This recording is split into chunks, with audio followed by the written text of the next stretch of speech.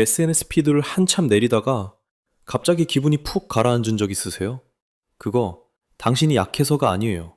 이 영상은 정보 제공 목적이며 의학적 진단이나 치료를 대체하지 않습니다.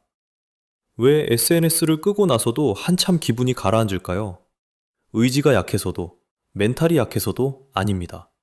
오늘은 우리 뇌와 알고리즘이 어떻게 비교하도록 설계됐는지 사회심리학과 뇌과학으로 풀어드릴게요. 끝까지 보시면 오늘 밤 피드가 다르게 보이기 시작할 거예요. 감정에는 이유가 있어요. 밤에 침대에서 딱 5분만 하고 인스타를 켰는데 어느새 1시간이 지나 있고 기분은 이상하게 가라앉아 있던 날. 친구가 올린 유럽 여행 스토리에 멍해지면서 나는 지금 뭐 하고 있지? 싶은 순간. 동기가 올린 승진 소식에 축하 이모지는 눌렀는데 마음 한구석이 찌르르 아픈 순간. 이건 당신만의 이야기가 아니에요. 숫자로 한번 볼게요. 2025년 기준 한국의 SNS 사용자는 약 4,890만 명. 전체 인구의 94.7%예요. 디지털 2025 리포트 수치입니다. 그중 인스타그램을 쓰는 사람이 2,708만 명. 인구의 절반이 넘어요. 하루 평균 들여다보는 시간은 1시간 14분. 그 시간 동안 우리는 수백 명의 삶을 스쳐 지나갑니다. 피드를 보고 가라앉는다면 그건 당신이 약해서가 아니에요. 이 감정에는 이유가 있어요.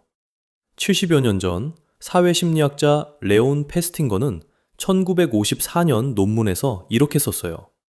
인간에게는 자신의 의견과 능력을 평가하려는 내재적 충동이 있다. 풀어 말하면 우리는 내가 괜찮은 사람인지 확인하려고 끊임없이 주변을 살핍니다. 거울 없이는 자기 얼굴을 모르듯 남을 거치지 않고는 나를 가늠하기 어려워요. 비교는 선택이 아니라 설계된 본능이에요. 예전엔 동네 친구 10명 사이에서 작동하던 본능이 지금은 1억 명 사이에서 작동합니다.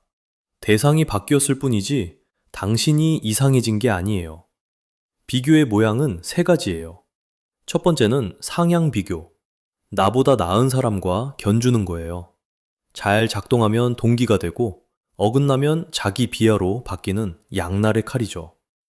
야근 끝에 지하철에 앉아 있는데 친구 스토리에 발리 해변이 떠 있을 때 저 사람처럼 되고 싶다와 나는 왜 이러고 있지가 동시에 켜집니다.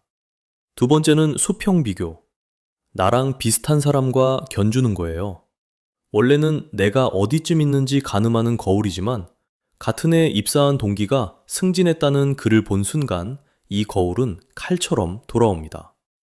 세 번째는 하향 비교. 나보다 못한 상황을 보며 잠깐 안도하는 거예요. 윌스가 1981년에 정리한 개념인데 일시적인 진통제일 뿐 그 안심은 오래가지 않아요. 여기서 페스팅거의 세 번째 가설이 중요해져요.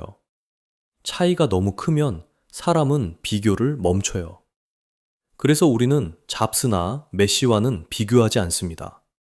진짜로 아픈 건 적당히 닮은 사람과의 비교예요. 내 또래, 내 업계, 내 피드 안의 사람들. 그런데 SNS 알고리즘은 정확히 그 적당히 닮은 사람을 골라서 보여줍니다. 거기에 한 겹이 더 얹혀요. 큐레이션 왜곡. 2016년 아펠과 동료들의 리뷰를 보면 SNS는 긍정만 전시되는 구조예요. 오프라인엔 평범한 설거지와 지친 얼굴이 섞여 있지만 SNS엔 하이라이트 릴만 올라옵니다. 결국 우리는 남의 다큐멘터리 전체와 내 비하인드 씬을 비교하고 있는 셈이에요. 불공평한 싸움이죠. 그런데 진짜 반전이 있어요. 시간이 문제가 아니거든요. 2019년 윤과 동료들이 33건을 묶은 메타 분석에서 SNS 사용 시간과 우울의 관련성은 작은 효과였는데 상향 비교와 우울의 관련성은 중간 효과였어요. 사용 시간을 반으로 줄여도 비교하는 습관을 그대로 두면 우울은 잘 안 떨어진다는 뜻이에요. 2015년 텐독이 미국 대학생 736명을 설문한 연구도 같은 방향이에요. 페이스북 사용이 우울로 이어지는 경로에서 부러움이 완전히 매개하고 있었어요. 부러움을 빼고 보면 SNS 사용 자체는 오히려 웰빙과 연결됐고요. SNS 자체가 해로운 게 아니라 SNS에서 느끼는 부러움이 해로운 거예요. 그럼 알면서도 왜 못 끊을까요? 그 답이 뇌 안쪽 보상회로에 찍혀 있습니다. 2007년 독일 본 대학에서 사이언스지에 실린 연구가 있어요. 두 사람을 나란히 MRI에 눕혀놓고 화면에 뜬 점을 어림짐작으로 세서 맞히면 돈을 받게 했어요. 단 옆 사람이 얼마를 받는지 서로 보이게 했죠. 결과는 흥미로웠어요. 내가 받은 돈은 그대로인데 옆 사람이 더 많이 받은 순간 복축선 조체 반응이 눈에 띄게 줄어들었어요. 복축선 조체는 뇌에서 기분 좋다를 만드는 보상 스위치예요. 지갑 안 돈은 똑같은 10,000원인데 옆 사람이 15,000원 받는 걸 본 순간 내 뇌는 덜 만족한 겁니다. 플리스바우 연구팀의 이 실험이 분명히 보여줘요. 비교는 기분 문제가 아니라 뇌가 보상을 계산하는 방식 자체를 바꿉니다. 그럼 SNS의 좋아요는 어디에 해당할까요? 2013년 베를린 자유대학 메시 연구팀이 31명을 fMRI에 넣고 세 가지 보상을 비교했어요. 돈을 받을 때, 타인이 좋은 평판을 얻을 때, 내가 타인보다 더 좋은 평판을 얻을 때. 페이스북 사용 강도를 예측한 건 돈 보상이 아니라 좌측, 측자핵이 내 평판이 올라갈 때 반응하는 정도였어요. 좋아요는 돈과 다른 회로예요. 뇌는 평판을 별도로 처리하고 있었던 겁니다. 그냥 앱 끄면 되잖아가 왜 마음처럼 안 되는지, 평판 회로가 지갑 회로와 따로 돌아가기 때문이에요. 여기서 흔한 오해 하나, 도파민 중독이라고들 하는데 도파민은 쾌감 호르몬이 아니에요. 1997년 슐츠가 사이언스지에 정리한 이후 신경과학의 합의는 분명합니다. 도파민은 예측 오류 신호, 그러니까 기대와 실제의 차이를 알리는 신호예요. 그래서 좋아요를 실제로 받을 때보다 올지 모를 때 새로 고침하는 그 순간에 더 많이 분비됩니다. 우리가 빠져든 건 좋아요 자체가 아니라 올지 모르는 좋아요에 대한 기대예요. 기대의 중독이죠. 이 구조는 1957년 스키너가 정리한 변동 비율 강화, 카지노 슬롯머신과 동일한 설계입니다. 2021년 린드스트룬 연구팀이 네이처 커뮤니케이션즈에서 SNS의 포스팅, 좋아요 패턴이 변동 보상 학습 구조와 정량적으로 일치한다고 확인했어요. 인스타를 새로 고침하는 손가락은 슬롯머신 손잡이를 당기는 손과 같은 회로를 쓰고 있습니다. 그런데 SNS는 끄고 나서도 몸에 흔적을 남깁니다.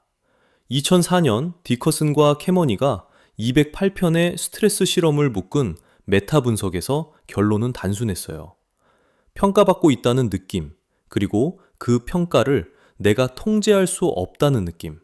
이 두 조건이 겹칠 때 코르티솔이 가장 크게 툽니다. 코르티솔은 몸이 24시간 비상 경보를 켜둔 상태의 호르몬이에요. 그런데 SNS를 떠올려 보세요.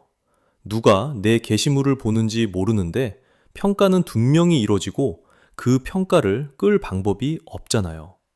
디커슨이 말한 두 조건을 SNS는 구조적으로 만들어 놓은 공간이에요. 그 긴장은 얼마나 갈까요? 2017년 루스와 티멘스마의 실험이 답을 줬어요. 참가자에게 표준 스트레스 과제로 코르티솔을 일부러 올린 다음 한 그룹은 페이스북을 쓰게 하고 다른 그룹은 쓰지 않게 했어요. 회복 구간에서 페이스북을 쓴 그룹은 코르티솔이 원래 수치로 돌아오는 속도가 더 느렸어요. 속상할 때 SNS를 켜면 기분 전환이 될 거라고 생각하지만 몸은 정반대로 움직였던 거예요. 우리가 위로라고 부른 행동이 사실 연장전이었던 거죠. 이건 잠까지 타고 들어가요. 잠자리에서 스크롤하면 빛과 자극이 멜라토닌을 억제하고 감정을 정리하는 렘 수면이 조각납니다. 그게 부서지면 어제의 감정이 오늘로 넘어와요. 그 상태로 아침에 피드를 열면 같은 자극에도 더 예민하게 반응하고 상향 비교가 더 아프게 꽂히고 밤에 다시 스크롤로 달래려는 악순환이 돕니다. 다만 오해는 마세요.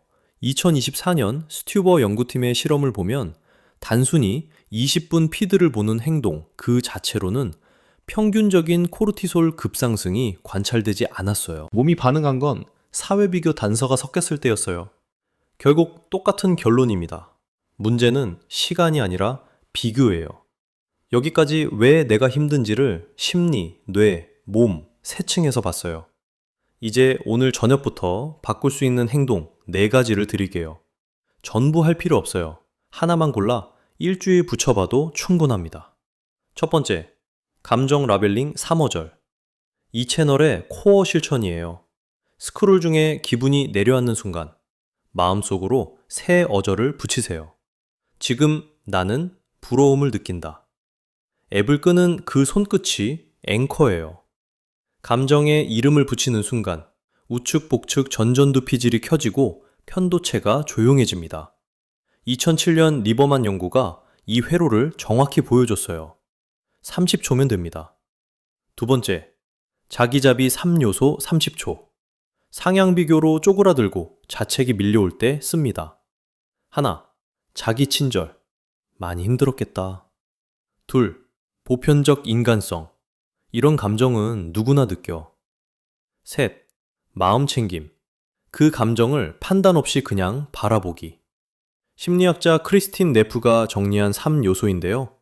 자기자비는 나를 친구 대하듯 대하는 태도입니다.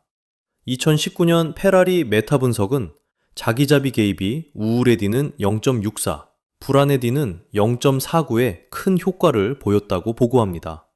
마음에서는 고립감이 풀리고 몸에서는 코르티솔이 떨어집니다. 세 번째, 하향 수평, 상향 삼축 체크. 피드를 5분 넘게 보고 있을 때 딱 한 번, 내가 지금 어떤 비교를 하고 있는지 이름만 붙여보세요. 이건 상향이네. 이건 수평이네. 판단은 안 해도 됩니다. 비교를 비교로 이식하는 순간 그 고리가 반쯤 끊어져요. 전전두가 개입하면서 자동 반응이 한 박자 늦춰집니다. 네 번째, 팔로우 감사 리스트. 주말 저녁 15분이 앵커입니다.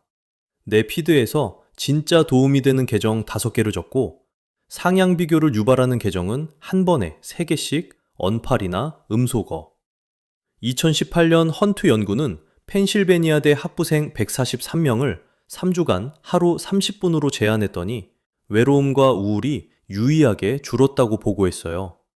알고리즘이 학습하는 비교 대상 풀 자체를 내가 다시 짜는 거예요. 자, 이제 오늘의 한 수를 드릴게요. 딱 한 줄로 정리하면 이거예요.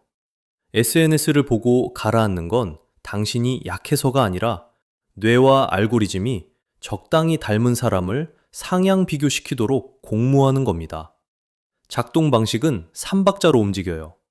큐레이션된 피드가 하이라이트만 골라 상향 비교를 끝없이 일으키고 측좌핵이 평판 보상에 반응하고 거기서 올라간 코르티솔이 제때 회복되지 못해 다음 피드를 더 민감하게 받아들이게 돼요.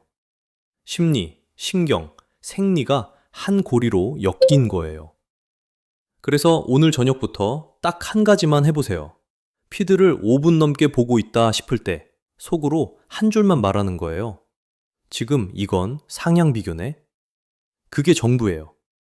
앵커는 침대에 누워 엄지로 화면을 올리는 그 찰나. 비교라는 흐름을 이름으로 호명하는 순간 메타인지 회로가 켜지면서 편도체 반응이 줄어들거든요. 이 작은 한 줄이 나도 모르게 흘러가던 비교 루프를 잠깐 멈춰 세워요. 2주쯤 지나면 피드를 끈 뒤에 가라앉음이 옅어지고 잠자리 스크롤 뒤에 수면의 질이 달라지는 걸 체감하실 거예요. 지난 편 반추 기억나시죠? 반추가 과거를 되돌리는 누프였다면 오늘 본 건 타인과 나를 끝없이 맞대보는 누프였어요. 다음 편에서는 감정을 말로 표현하지 못하는 사람의 몸에서 무슨 일이 벌어지는지 감정 억제의 과학을 볼게요. 감정에는 이유가 있어요. 오늘 내가 SNS 보고 가라앉아놨다면 그건 당신이 약해서가 아니에요. 뇌와 알고리즘이 공모한 결과고 이제 그 고리를 끊을 한 수가 손에 있어요. 이 영상은 정보 제공 목적이며 증상이 지속되면 전문가 상담을 권장합니다.